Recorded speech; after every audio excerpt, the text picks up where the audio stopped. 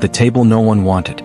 The moment the glass doors swung open, the restaurant changed temperature. Not literally, but everyone felt it. Forks paused midair. Conversations dipped into uneasy murmurs. A wine glass trembled as a server's hand tightened around the stem. He was here. The arrogant millionaire. Every waiter knew him. Every manager feared him. And every staff member had, at some point, prayed they wouldn't be the one assigned to his table tonight. At Levanti, one of the most exclusive restaurants in the city, his name was never spoken aloud. It didn't need to be. You could tell by the way senior servers suddenly found urgent reasons to disappear into the kitchen. By how backs straightened and smiles stiffened. By how the manager's jaw tightened as she glanced at the reservation list, already knowing what it said. Table 9. Reserved. Again.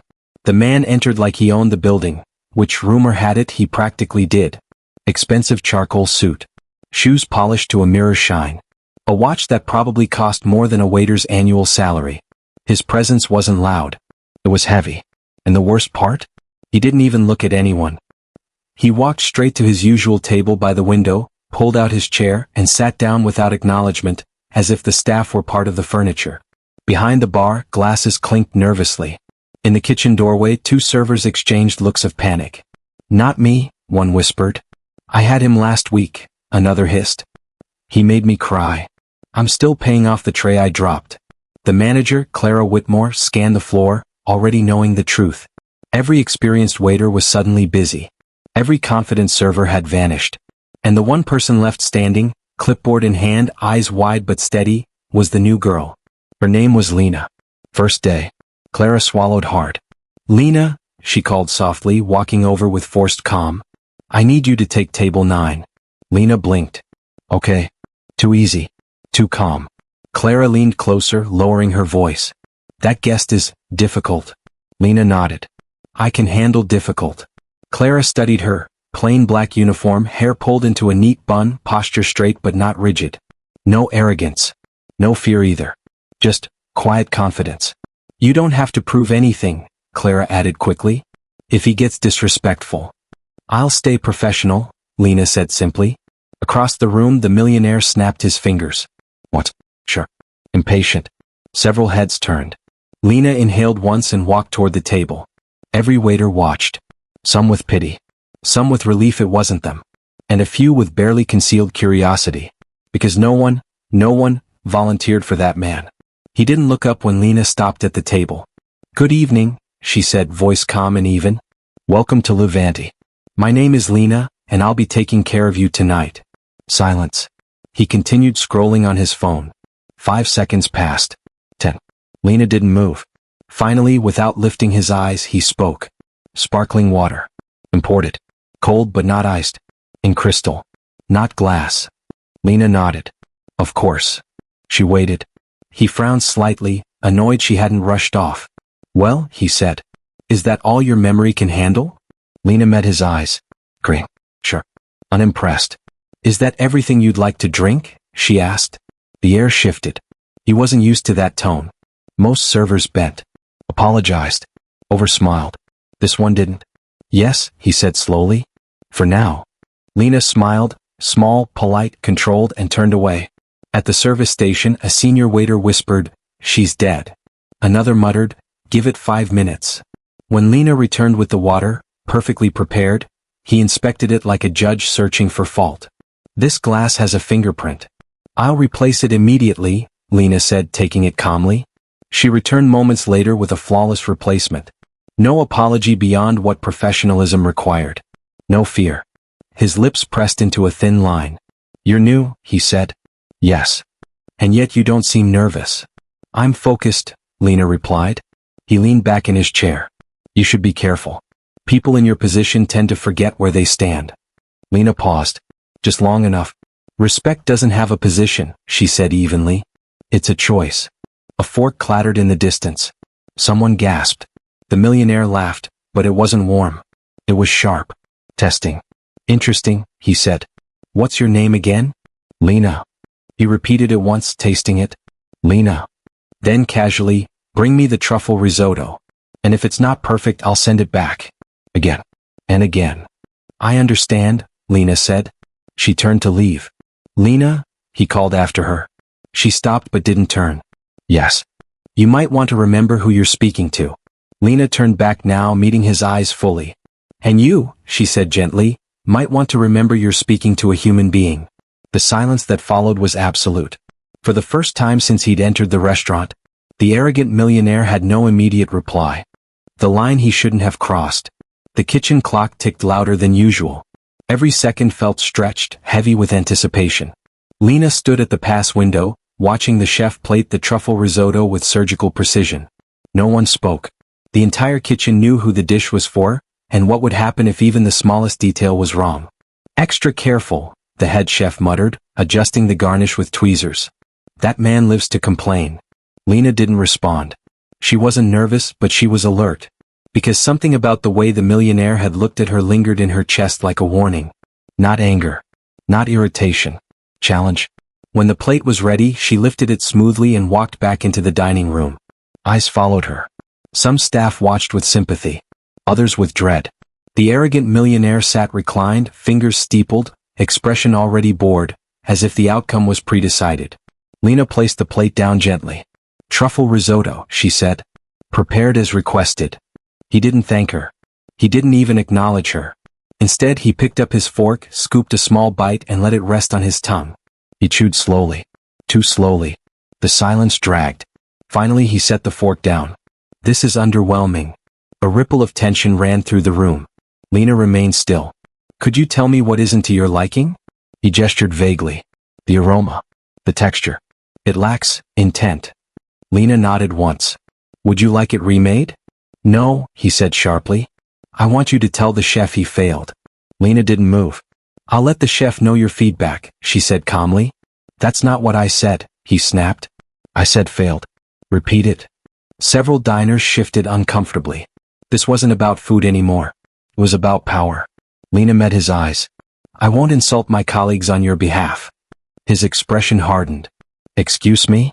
I'm here to serve you, she continued, voice steady, not to humiliate others, to make you feel important. The words landed like a dropped plate.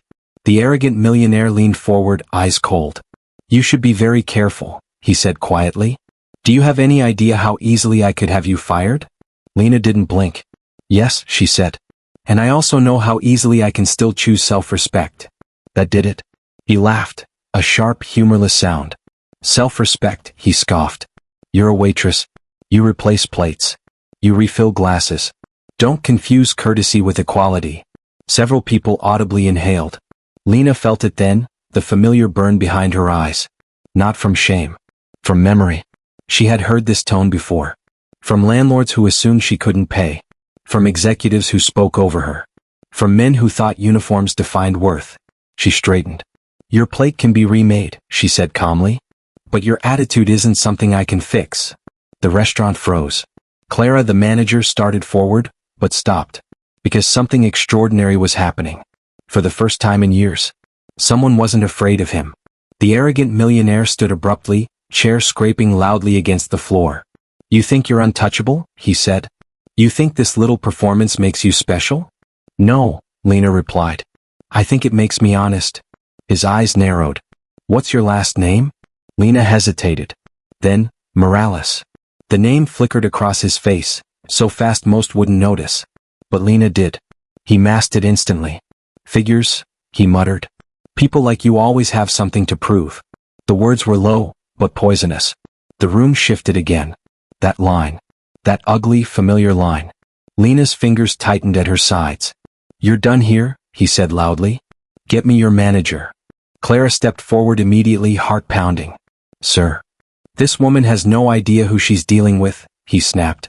She's rude, insubordinate, and frankly, ungrateful. Clara glanced at Lena. Lena said nothing. I want her removed from my table, he continued. Or I walk and take my business with me. The threat was clear. Clara's face went pale. Everyone knew what that meant. Lena felt the weight of the moment settle. This was it. First day. One choice. She inhaled slowly. Before Clara could speak, Lena stepped forward. I'll remove myself, she said. Clara looked relieved and ashamed. Lena placed the check folder on the table. I hope your next server meets your expectations, she added calmly. Then she turned and walked away. Behind her, the arrogant millionaire smirked, satisfied, until he noticed something strange. The room hadn't relaxed. No one applauded. No one looked impressed. Instead, conversations remained hushed. Eyes lingered on Lena's back, not with pity this time, with curiosity. Because as she walked toward the staff hallway, she didn't look defeated. She looked resolved. In the hallway, Lena leaned against the wall and closed her eyes. Just for a second. Not to cry. To breathe. Clara approached, voice low. "I'm so sorry." "It's okay," Lena said. "You did what you had to." Clara hesitated. "I should have defended you." Lena opened her eyes. "Then defend the next one." Clara swallowed hard. Lena untied her apron slowly, folded it neatly, and handed it over. "Are you quitting?" Clara asked. "No," Lena said softly. "I'm stepping away for tonight." She paused, then added, "Tomorrow, things might be different." Clara frowned. "What do you mean?" Lena smiled faintly. "You'll see." As Lena walked out into the night, she pulled her phone from her pocket. She stared at the screen for a long moment. Then she made a call. It rang once. Twice. A voice answered. "Come." Familiar. "Lena? Is everything all right?" She exhaled. "Remember when you told me never to let anyone decide my worth?" Pause. "Of course." Lena looked back at the glowing restaurant behind her. "Good," she said. "Because I think someone just asked for a lesson." The name that changed everything. The arrogant millionaire didn't leave the restaurant immediately. He sat there, swirling his drink, irritation simmering beneath the surface. Normally, moments like this ended differently. A server apologized. A manager compensated him. His dominance was reaffirmed. But tonight? Something felt unfinished. He glanced toward the hallway where Lena had disappeared. She hadn't cried. She hadn't begged. She hadn't even looked back. That unsettled him more than shouting ever could. "Another server," he snapped to Clara, who approached cautiously. "Of course," she said, signaling to a senior waiter. The replacement arrived within seconds, voice trembling, posture submissive. "What can I get you, sir?" He studied the waiter, then leaned back, suddenly bored. "Nothing," he said flatly. "Bring the check." As he signed the receipt, his phone buzzed. A message from his executive assistant. "Urgent, call me." He frowned and stood, stepping outside to answer. "Yes," he said sharply. There was a pause on the other end. Then, "Sir, are you at Luvanti?" "Yes." "Why?" Another pause. Longer. "Sir, we may have a situation." His grip tightened. "Explain." "I just received confirmation from the legal team. The Morales Initiative has officially finalized the acquisition." The words hit him like a sudden drop in altitude. "What?" he said. "That's impossible. That deal was stalled." "It was," the assistant replied carefully. "Until this afternoon. They moved quietly. Cash purchase. No intermediaries." His jaw clenched. "Who authorized this?" There was hesitation now. "Sir, it was authorized by the board." His blood ran cold. "Whose board?" Another pause. "The Morales Foundation." Silence. The name echoed in his head, unwelcome and sharp. Morales. He thought of her voice. Calm. Controlled. Unimpressed. "Who leads the foundation?" he asked slowly. The assistant exhaled. "Dr. Elena Morales." The street noise faded. The restaurant lights behind him blurred. "Repeat that," he said. "Dr. Elena Morales," the assistant said again. "Founder. Majority stakeholder. Former policy advisor. And, sir, she's expected to attend tomorrow's executive briefing." His mind raced. Dr. Elena Morales. International consultant. Philanthropist. Strategic investor. The woman who had quietly disrupted entire industries while refusing press attention.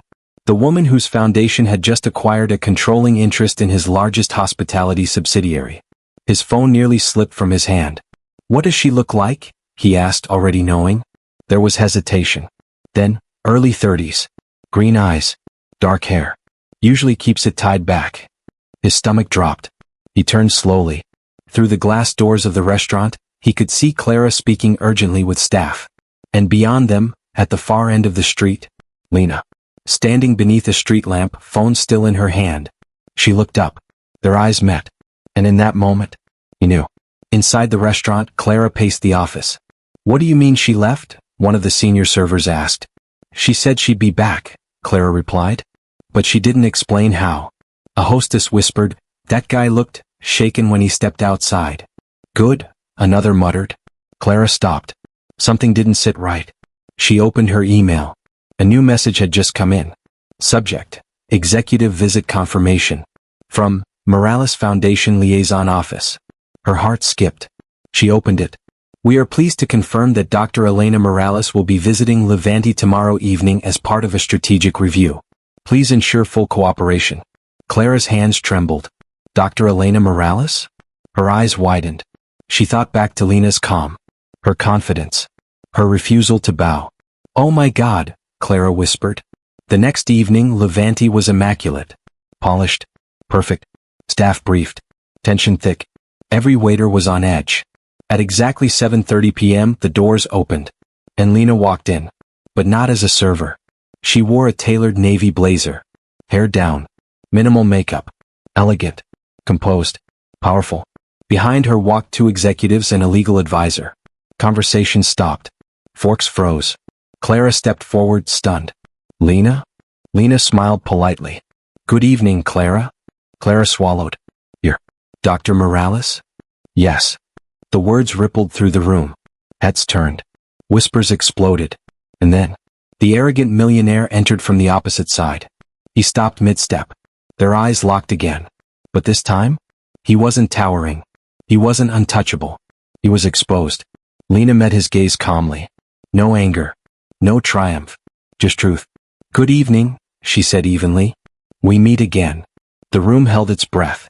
The reckoning under crystal lights. The silence inside Levante was heavier than any sound.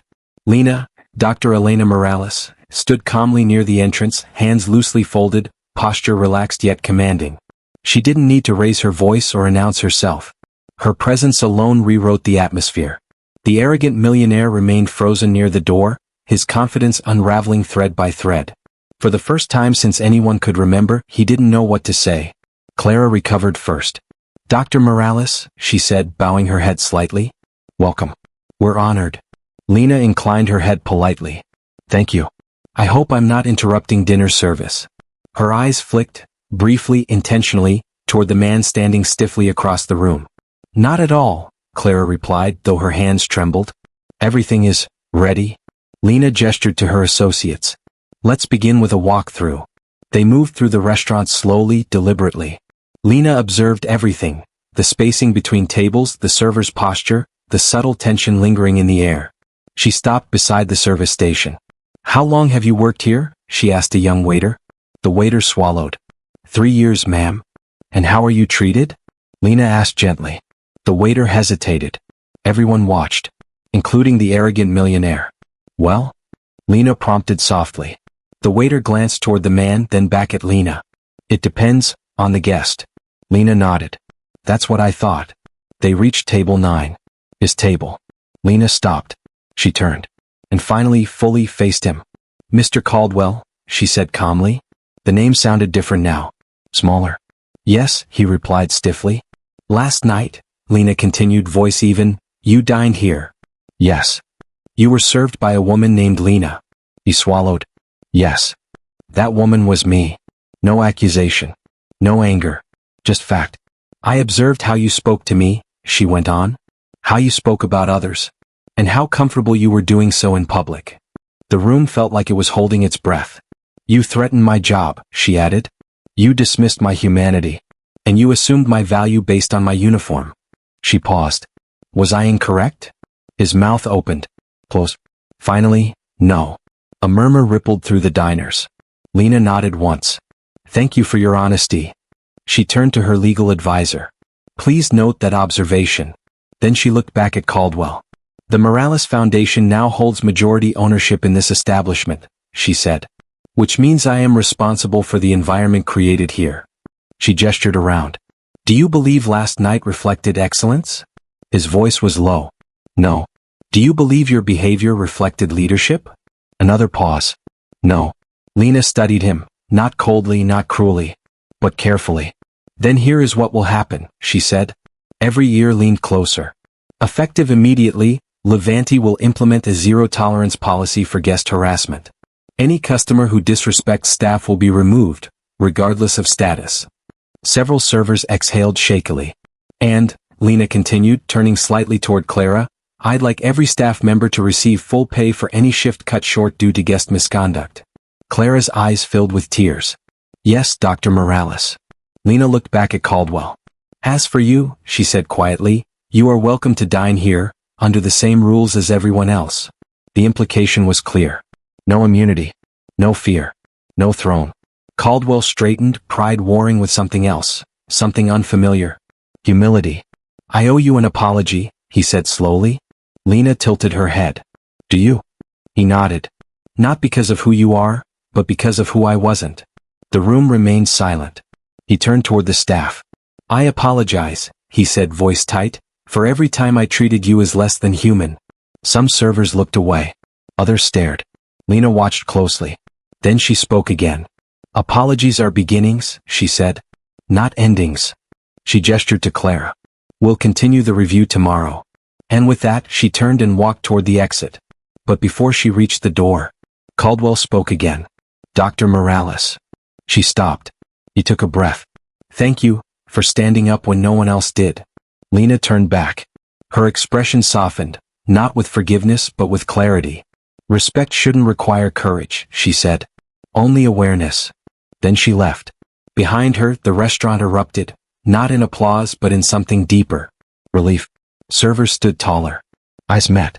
For the first time, Levanti felt different. And Caldwell? He remained standing alone at table 9. No longer feared. No longer untouchable. Just a man facing himself.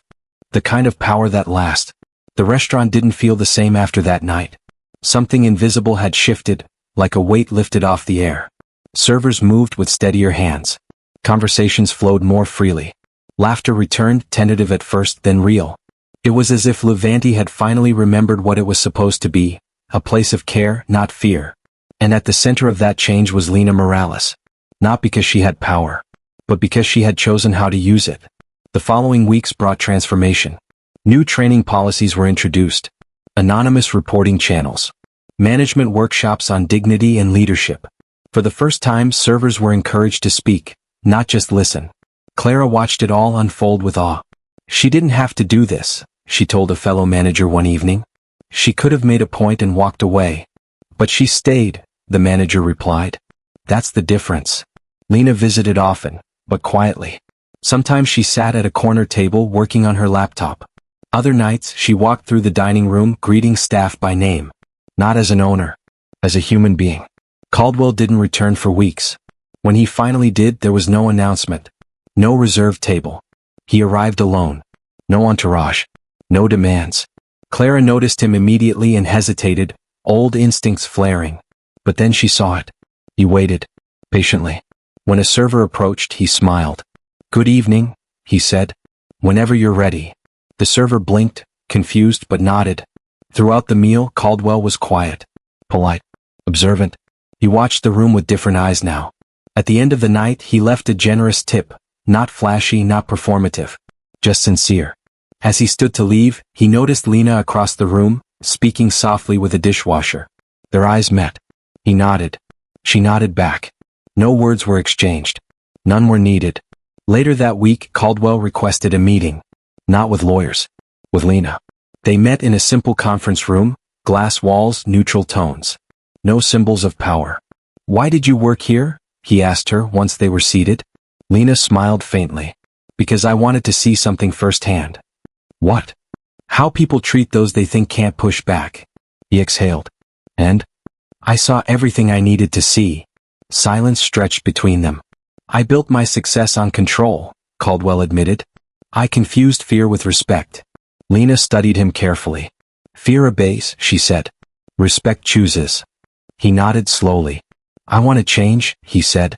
Not publicly. Not performatively. For real. Then start listening, Lena replied. And stop assuming silence means agreement. He did. And over time, slowly, imperfectly, he learned. Months later, Levanti was featured in an industry journal. Not for its food. For its culture.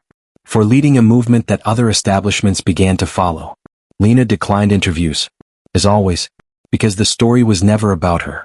It was about what happens when dignity finally matters more than ego. One evening, a new waitress nervously approached Lena's table. Dr. Morales, she whispered. I just wanted to say, thank you. For what? Lena asked gently. For making it safe to stand up, the waitress replied. Even when we're scared.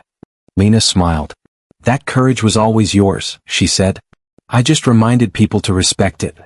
As the waitress walked away, Lena looked around the restaurant, at the servers moving confidently, at guests treating them like equals, at a space that had finally healed. And she thought back to her first night. To the uniform. To the dismissal. To the moment she had chosen not to shrink. Because the truth was simple. Power doesn't come from money.